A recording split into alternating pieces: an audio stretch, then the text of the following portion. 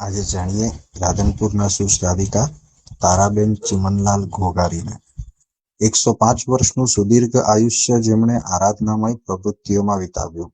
જીવનમાં 60 લાખથી અધિક નવકાર મંત્રની આરાધના તેમણે કરી હતી। ગોચરી માટે પધારેલ ગુરુ ભગવંતને વહોરાવતી વખતે ભાગ્યે જ તેઓના હાથમાં ચમચો કે ચમચી જેવા સાધનો જોવા મળે।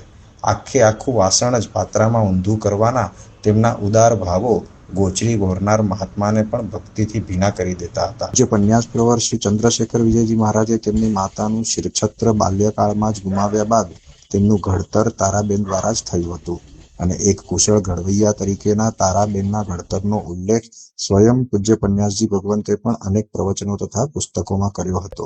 માત્ર 9 વર્ષની ઉંમરથી છેક 105મા વર્ષ સુધી જૈન શાસનના હાર્દ સમા નવપતજીની આરાધના સ્વરૂપ ચૈત્ર તથા આસો માસની ઓળીની તેમણે અખંડિતપણે આરાધના કરી હતી। રોજ 7 સામાયિક, 30 બાંધાપારાની નૌકરવાળી, 12 તિથિ લીલોતરી ત્યાગ અને રોજ એકાદ મનગમતી ચીજનો ત્યાગ। કર્મસત્તાએ તેમની યુવાન વયના તબક્કામાં જ 3 પુત્રોને છીનવી લીધા હતા, તેમ છતાં ધર્મસત્તા પ્રત્યેની તેમની શ્રદ્ધા સદાય અડગ અને અચળ રહી હતી। જીવનની પ્રત્યેક પળોમાં સત્યનિષ્ઠા, સત્વનો ટંકાર અને સમર્પણ જેવા તેમના ગુણો અને એના તેજ લીસોટા આજે પણ રાધનપુરની દરેક પેઢીને પ્રકાશિત કરી રહ્યા છે।